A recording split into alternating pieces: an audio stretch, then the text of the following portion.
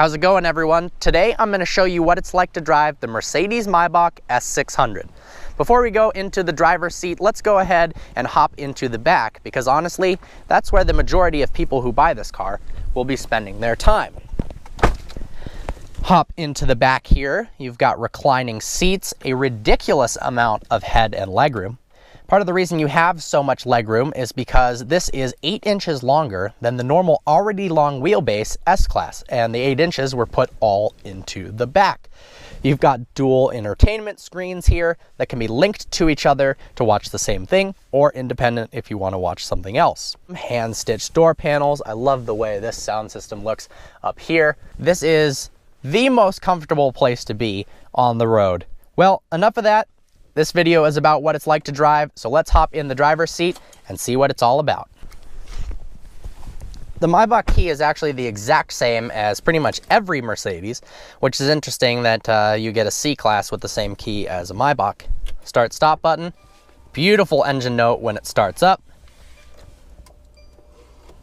Got a little cubby here. From a visual standpoint, the Maybach looks no different than a well-spec'd S550 in the driver's seat. You've got an IWC clock that's in the AMG models. Of course, you've got the Maybach logo here, but other than that, it's not all that much different. You can, of course, get the high-end audio system in the S550 if you want to pay $6,500 for it, but it is standard here. The steering wheel is the same as well. You've got paddle shifters, which is interesting on a car of this type. I don't think anybody will be using it. The response time isn't all that great, but let's get rolling. Off the bat, the first thing you notice is how much smoother the car is when you initially start from a standstill and acceleration compared to the twin turbo V8. It is much smoother. That's part of the reason why they put a V12 in this vehicle. The V12 is not just a status symbol, it is also very functional as well.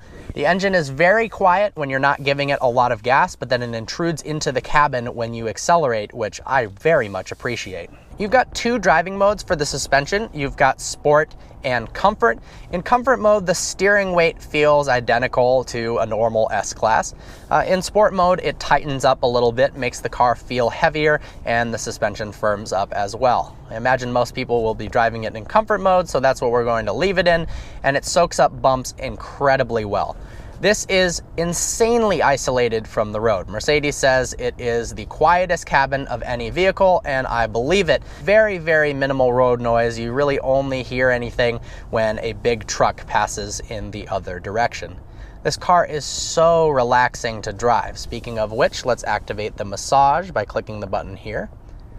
You've got various massage settings. Let's do activating massage. That sounds great.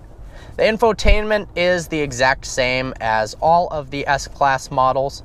The vehicle actually doesn't feel all that big when you're driving it. I mean, it does not feel like a small, nimble car by any means, but it also doesn't feel like you're driving a bus, which is about what it looks like on the outside. Mercedes did a great job of making the turning radius very good on all S-Class models, and that makes this car a lot easier to drive than it would be normally. Obviously, parking is going to be an issue. There's lots of these in New York City, and I imagine the chauffeurs who are driving them around probably have a difficult time parking, but of course the car can park itself in parallel parking spots if need be. You've got a heads-up display that can be toggled on the left here. Not sure if you can see that. You've also got night vision, which hopefully you can see. So you can see pedestrians and detect animals in the road at nighttime. It works very, very well. Let's turn that off. Let's give it some gas. Oh, so much torque. The brakes work well also.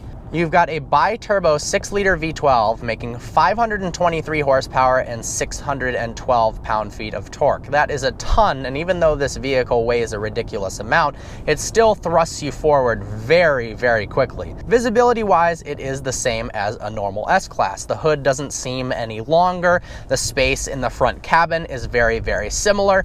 It's not intimidating to drive in the slightest. I'm actually surprised. I thought it was going to be scarier driving this large and this expensive of a vehicle, but it really isn't. You've got controls on the side here. You can actually control the passenger seat. in case somebody gets in the back of your car and you want to move the passenger seat out of the way. When you open the rear doors, the front seats actually move forward so that your passengers can get in the back. This is all oriented towards the rear seat experience. Of course, it's very luxurious in the front, but that's not really what the Maybach is all about. The 1540 watt speaker system in this car is the best audio system I have ever heard, and it comes with rotating illuminating tweeters. That is a beautiful touch. Let's put it in sport mode, put the transmission in sport mode as well. With the air ride, the car corners very, very flat. There's actually virtually zero body roll, and for this big of a vehicle, I'm stunned at how quick it changes directions. The steering is very direct now. It's a lot tighter than it was during comfort mode, and it actually feels like it wants to go around turns. The paddles aren't very responsive, but that's to be expected. But when that boost kicks in, whew, this is a quick car. The S-Class in general is actually a really fun to drive vehicle.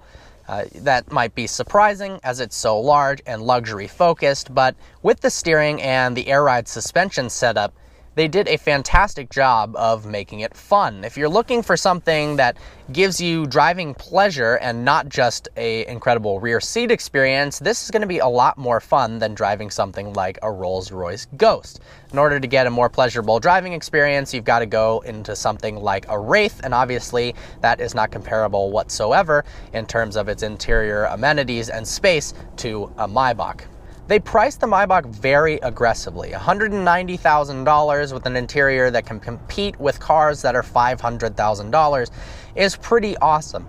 There is a case for the S-Class, however, when you can option it up to look basically identical to this in the inside. I can see why people would do that instead. But for those who are willing to offer up a bit of extra coin to get the Maybach, they will be rewarded with one of the most incredible driving and riding experiences of any luxury car ever made. Let's take this turn hard here, hard right turn.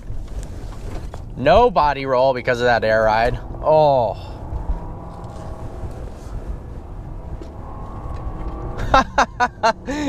Taking turns quickly in a 214.5 foot long, taking turns quickly in a 214.5 inch long Mercedes Maybach. That is not something that you expected to be good, but it was. Let's floor it from a standstill here to experience the 0 to 60 in about 5 seconds. Initial launch was great, no wheel spin. Wow. Definitely when you get up to speed, it feels like it pulls quite a bit harder than the S550 does. Despite having similar quarter mile times, I imagine when this gets rolling, it doesn't want to stop. Wow, that power is addicting. Let's mess around with the interior controls a bit more in the back, shall we? So we've got recline, we can move forward, and as we move the seat forward, I'm actually reclining as well. The amount of legroom is just incredible. We've got heated and cooled seats here. We've even got memory seats for the rear. That's incredible. Now here you can control the sunroof. You can control the rear sunshade back there. You can control the left shade as well as the right shade. Let's put up this center console here. Hop on over to the other side because there are some more controls here that are unique. Clicking this button probably pushes the seat forward. Let's see. And it should recline me even further. Oh, wow. I mean, look at that. I've got my legs fully extended and I can't even come close to touching the seat. Look at that. It's extending even more. This is like full laying down position. Oh, I've gotten an extended footrest there if I can reach, if I was 7 feet tall. That is the ultimate expression of luxury. Oh my gosh. You've got access to the climate control in the rear. You've got 4-zone climate control. You've got a plug here as well as a cigarette lighter. These are used for the air conditioning. When you push it in, it just gets it out of the way. Turn it counterclockwise and it actually shuts off the air. Turn it clockwise again and you get more air again. Well, there you have it. It's incredibly comfortable to drive when in comfort mode. It's got one of the most serene experiences in the interior while on the road. You've got ambient lighting options, massage options. You've even got a perfume vaporizer that makes sure it doesn't contaminate the interior. But you've also got something that is really fun to drive for its size.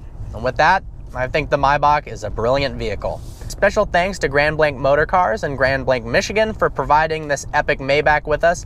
It's for sale now for just a bit over $190,000. Make sure to check it out. I hope you enjoyed this review. Like always, please browse our channel and subscribe.